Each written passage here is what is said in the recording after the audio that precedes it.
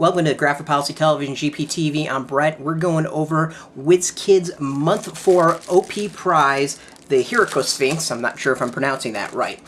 For their game Dungeons & Dragons Attack Wing. For those who don't know, D&D Attack Wing is a miniature game where you take pre-painted miniatures and battle it out in the field. All of them are points, so you go and you build up your army full of points and you fight your opponent, usually in scenarios or in some sort of battle. So this month, or this OP, which is month 4 of their OP organized play, you can win this prize. Usually the way it works is you have a first place, a second place, and then a fellowship, and they're going to win this figure. Usually it's been dragons. This is the first one to not be a dragon as a prize. And the organized plays should be going on at your local store, and if your local store doesn't do it, you should encourage them to start up. It's a fun time. You play in various scenarios, and you can win all kinds of cool prizes. And everyone who participates gets a card as well, which we will go over in a minute. As usual, I seem to have issues getting out the item, or the figure. So this is the figure. I'm sure I'm mispronouncing it. It's the Hieracosphinx, whatever. Really cool. Actually, beautiful figure. Much better than I thought it was. I think the pictures online don't quite do it justice. The painting, especially the shading and the wings on the back, are really beautiful. You got this nice gray to a little bit of white looks like dry brushing on the wings. The wings are really layered quite well. The front of it is, the painting's not quite as good for the face, but the body's really, pretty solid. Overall, it's a beautiful figure. I'm kind of, I'm digging it. I think it might be, sculpt-wise, probably the best of the OP figures so far. Kind of show it off. Really nice figure. Like, I think the pictures online don't quite do it justice. So kudos to Wizkid for that. It's actually really cool. Let's see here, and let's see the figure itself and what we get. So this is a one I wasn't smart enough to go and look it up in the monster manual yet, but we'll probably do that on a post on the site. So we've got, of course, two versions as usual. The flight's not too bad. I think it's pretty standard flight for this type of figure. Not super fast. It's got turns, some hard turns. It doesn't quite blow me away. The ground actually seems to be pretty solid, though. It does really well on the ground. That's something that you don't see on flying creatures, especially dragons. So that's really, I think, the big advantage here, and it makes sense because, is a part flying horse-ish thing. The main figure itself, though, so the generic Mauler, the Hieracosphinx Mauler, is 31 points. We have 4 attacks, 1 defense, 4 life, and then 1 shield. That's actually pretty solid for the point wise.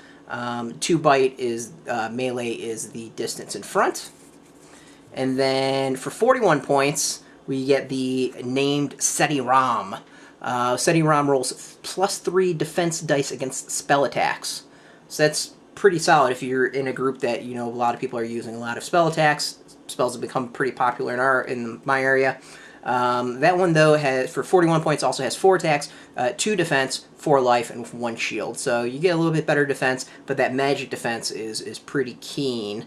It rolls +3 defense dice. It's not 3 defense dice, it's +3, it says. So it looks like you'd be rolling 5 defense dice against magic attacks. So that's pretty solid for 41 points to level 13, and then the generic is a weak level 6. So that's a little but, it is what it is. Looks we also have a special ability coming out of it, so we're going to go with the cards first, and then we'll talk about the ability, and hopefully we'll get to that one last. So we've got Corruption. Corruption for 1 point during the Gather Forces step of setup. Place an evil token on 1 friendly creature card of your choice. That creature is considered evil instead of its printed alignment for all purposes during setup and throughout the game. It's pretty interesting. I'd really have to go and look through where you might want to use that, but potentially has got some some very interesting implications for other characters and the use of the game. So for cost of 3, after attacking with your bite at range 1, you may immediately attack the same creature 2 more times using your primary weapon value, rolling -2 dice for each attack. These attacks are considered primary weapon claw attacks. The creature defends against these attacks normally. Must be a griffin or a sphinx to equip. A sphinx is any creature with the word sphinx as part of its class. So that's pounce. So that's pretty cool. So you get your initial attack of 4 at range 1, and then you're getting 2 more attacks at -2 dice. So you're going to get 2 more attacks with 2 dice. So you're getting another 4 dice total. Not bad. There is the defense, so it's better than nothing. There are other, I think, abilities that are way better that are very similar. That's the one that has to do with the charm token, so we will do that one last. So we've got Teleportation of the Sphinx. It's an arcane spell. Must be a Sphinx to equip. Discard this upgrade to move your creature and all associated tokens to a new position anywhere within the play area that is not overlapping another creature or obstacle. You may also change altitude and face any direction. Afterwards, you receive an exhaustion token. You cannot attack this round. So that's pretty cool. So it sounds exactly what it is. This is a teleportation spell. Duh. So that's actually really, really cool. A way to get the Sphinx going even quicker. I can see that becoming really, really useful in scenarios. Next, we've got Rake. Your Pounce upgrade allows you to 2 additional primary... Do we have a Pounce up? Yep, so Pounce is this one, which is the attack. Rake combines with that one. It says your Pounce upgrade allows you to make 2 additional primary weapon claw attacks against the same creature for a total of 4 primary weapon claw attacks. Roll -2 attack dice for each of these attacks as well. So, Rake, you'd use, I guess, in combination with Pounce. Of course, you must be a griffin to use. So you're getting a total of 4 primary weapon claw attacks with that. So that, for 8 points, you're getting 4 attacks, 8 more attack dice. It's not bad for that, especially if you were to use teleportation, get in there quickly, and then do some attacks. Alright, here we go. We got Perfidious Gaze. I'm sure I'm mispronouncing that wrong.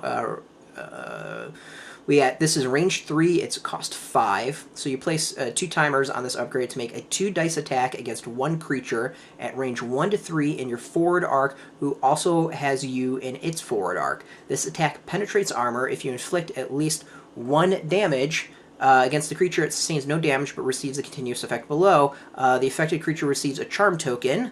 Must be the Hieracosphinx, whatever it is, to equip.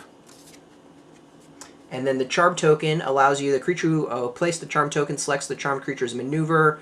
If the creature who placed the charm token damages the charmed creature, immediately remove the charm token. If the charmed creature's maneuver would place it outside the play area or within range 2 of the edge of the play area, the charmed creature does not move. If its attack might affect a creature that is friendly to it, the charmed creature first rolls 2 defense dice. If it rolls at least 1 dodge result, the charmed creature does not attack. So that's charmed. So basically, we've seen the spell a couple times in various forms. It allows you to take over a creature and have them attack. For those who participate in the OP, you get this Tears of Tiamat card. Discard this upgrade to remove a number of damage cards from yourself equal to the number of artifacts of Tiamat remaining in your Legion, including this one. You must remove face-down damage cards before removing face-up damage cards. Cannot be equipped by a good creature. Number of artifacts of Tiamat in your Legion at the start of game is the cost. Tears of Bahamut is the same thing, cannot be equipped by an evil creature. Discard this upgrade to remove a number of damage cards from yourself equal to the number of artifacts of Bahamut remaining in your Legion, including this one. You must remove face-down damage cards before removing face-up damage cards. So that's what you get. I think overall, really, really interesting figure. It's one that I might run multiples of in my setup. So thanks for watching. This is Graphic Policy Television GPTV. I am Brett. You can catch us every single day at graphicpolicy.com. You can also follow us on Facebook, Twitter, all at Graphic Policy. We keep it nice and consistent. Until next time, keep on rolling dice and keep it geeky.